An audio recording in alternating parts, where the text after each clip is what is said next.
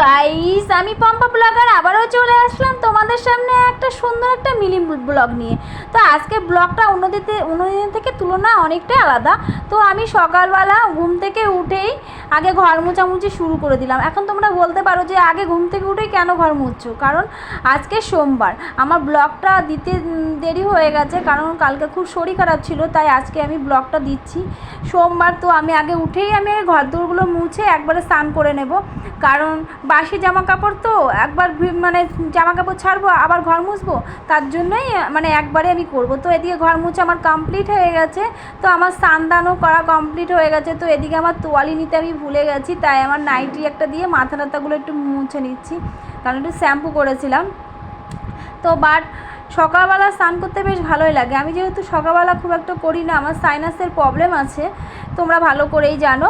তো তার জন্য আজকে ভাবছি কি সকালবেলা স্নান করলে তো ভালোই লাগে, বেশ বেশ মজা লাগে। তো এদিকে তারপর নাইটি ফাইটি ছেড়ে ফেলে আবার অন্য একটা নাইটি পরে আমি তারপর ফুলগুলোকে সব তুলে নিলাম, এক এক করে পরিষ্কার করে নিলাম ঠাকুরটাকে। তারপর আজকে তো সোমবার, বাবাকে তো ঘি মধু মাখাতে হবে, কারণ শ্রাবণ মাসে প্রথম সোমবার না। তো আমি ভালো করে ঘি মধু দিচ্ছি, এটাকে ভালো করে মাখাবো, কারণ মহাদেবকে ভালো করে ঘি মধু মাখলে নাকি খুব ভালো, নাকি জানি না কতটা কি, এটা শুনেছি, শাশুড়ির মুখে শুনেছি। তো এদিকে আমার ঘি মধু মাখানো কমপ্লিট হয়ে গেছে। তারপর আমি পুজোর বাটা সাজিয়ে নিলাম।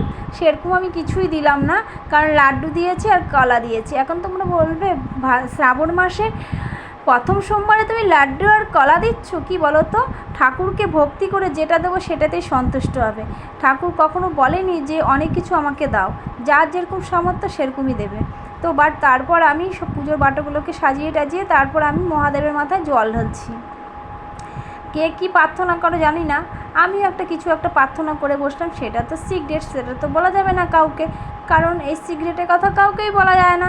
তো আমি মন দিয়ে একটু মহাদেবকে ডেকে নিলাম, কারণ মহাদেব যদি আমার ইচ্ছাগুলো পূরণ করে, জানি না কতটা ইচ্ছে পূরণ করবে। তো সবারই তো ইচ্ছা থাকে না ঠাকুরের কাছে অনেক কিছুই চাওয়ার, আমি তেমন কিছুই চাই না। ঠাকুরকে একটু ভক্তি ভরে ডাকলে ঠাকুর এমনিতেই সব কিছু দিয়ে দেবে। তো তারপর দেখো ফুল দিয়ে কত সুন্দর সাজিয়ে নিয়েছি আমি। মহাদেবের মাথায় একটু ধুতরা ফুল দিয়েছি, আকন্দ ফুল দিয়েছি, আর সবচেয়ে বড় কথা মহাদেবের মাথায় কোনো কিছুই হয় না, একটা বেলপাতা দিলেই মহাদেব সন্তুষ্ট হয়, সেটা তোমরা ভালো করেই জানো। তো বেলপাতা ছাড়া মহাদেব কখনোই সন্তুষ্ট হয় না। তো তার জন্য আমি বেলপাতাটা সবসময় আমি মহাদেবকে দিই।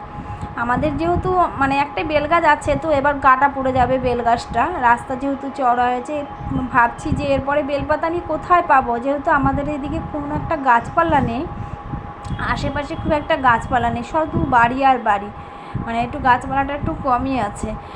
তারপর আমি শঙ্করধ্বনি দিচ্ছি, আমি যেহেতু একটু হাঁপিয়ে যাচ্ছি, তো শঙ্করধ্বনিটা দিতে আমার একটু কষ্ট হচ্ছিলো, তাও দিচ্ছিলাম, ভালো লাগছিলো বেশ। তো আমার আজকে ব্লগটা কেমন লাগলো তোমরা অবশ্যই কমেন্ট করে জানাবে। Tata, bye bye.